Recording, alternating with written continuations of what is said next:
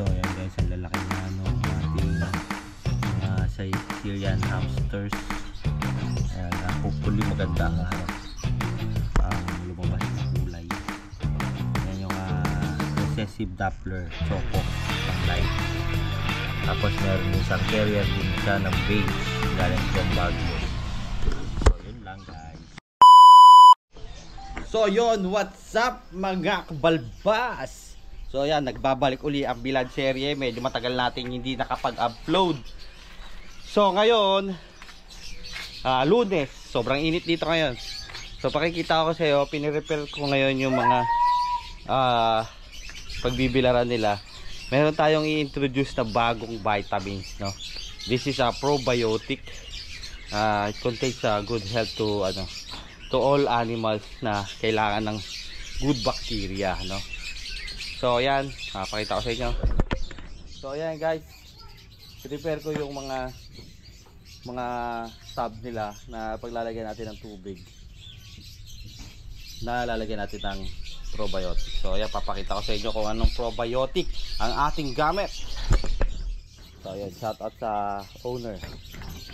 So ayan guys, no, ito yung sinasabi kong probiotic. Yan, gawa ng BioPets. Yan, prebiotics and probiotics, no.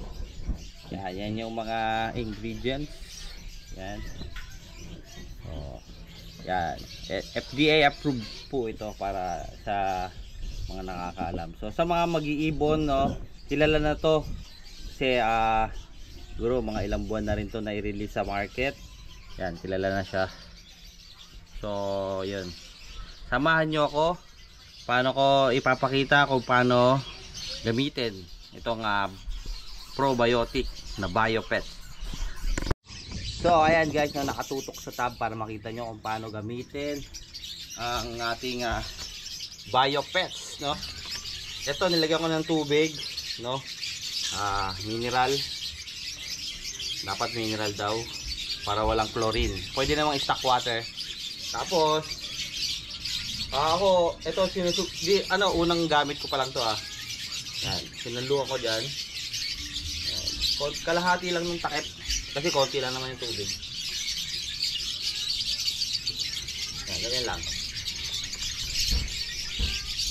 So, wag natin to painitan kasi mamamatay yung bacteria, no? Wait lang ha. So guys, kunin natin ang mga zero natin. Ay, isa na lang pala to. Ito yung GS Danner, no? Project GS Danner. Tapos ito yung female. So hiwalay na natin. So yan. So yun guys, nakamix na siya dito sa tubig. So ilalagay na lang natin sila para ma-absorb ng skin or ng kasi iinom yung mga yan eh. So this is ito yung first try nila dito sa probiotic, no. Ayan, babasahin nyo lang siya para umapit yung mga probiotic sa balat, no. So ayan guys,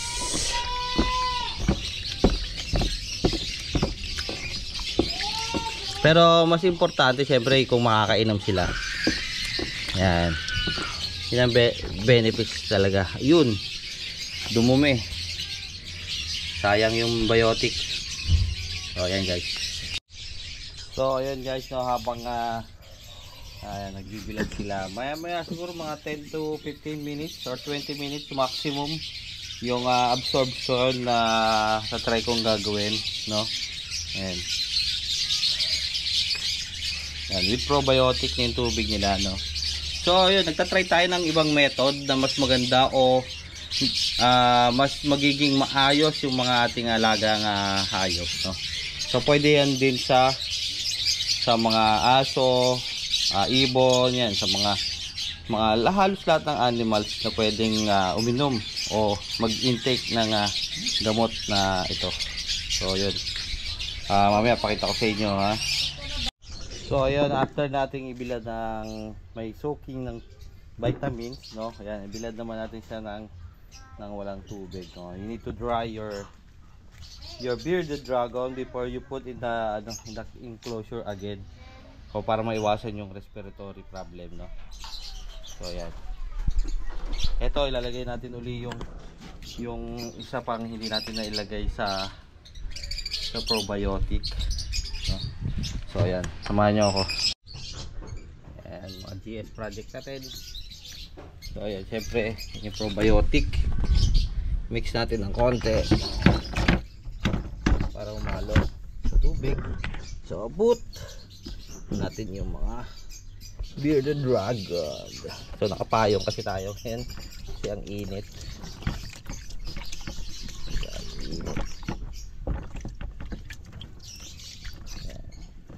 Basahin mo lang sila, make sure na basa sila siyempre para at least mag-absorb dun sa mga skin, yun, napapasok sa balat nila. So mas maganda kung makakainom din sila para at least ma-intake nila yung probiotic sa buong katawan nila. So far naman bihira kasi uminom ang bearded dragon, lalo dun sa mga adult na. So yun, and then also stay hydrated pala, sorry, dehydrated pala, yun, masama sa bearded yun. So yan sila, yan yung mga, ito yung nanay ng ating zero project. Ito yung GS Thunderbolt. Yan, alam mo Thunderbolt na rin, no? GS Thunderbolt Donner. Yan, trans, also trans. So GS Thunderbolt head trans. Yan, project natin yan dyan, guys. Abang-abang kayo next year. So ito naman yung ating zero, ito yung kauna-unang holdback natin, male. Yan. So yun lang, guys. So ayun, guys, no, habang nagbibilad tayo, siyempre kailangan mo rin i-disinfect ng alcohol, siyempre para matanggal yung mga germs dyan sa ating enclosure. So ayan, malinis na.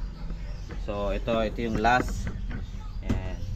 Actually malinis naman, pero siyempre yung mga stain ng mga dumi, yan nagkukos ng mga bacteria yan, kasi titira dyan ng mga fungus. So yun, kung nakikita nyo yung ibang mga bearded keeper, diba, nagkakaroon ng fungus kasi nagkakaroon yun sa mga dumi na hindi nalilinis. Much as possible, ang ina-advise ko para sa akin, mas maganda yung glass, hindi yung wood. Kasi yung wood, possible kasi tumira sila ron, mga bacteria doon sa wood. Kasi siyempre, di ba, wood yun. Kalayan na explanation, no? So yun, mas maganda glass enclosure para sa mga bearded dragon. Yun lang, peace out.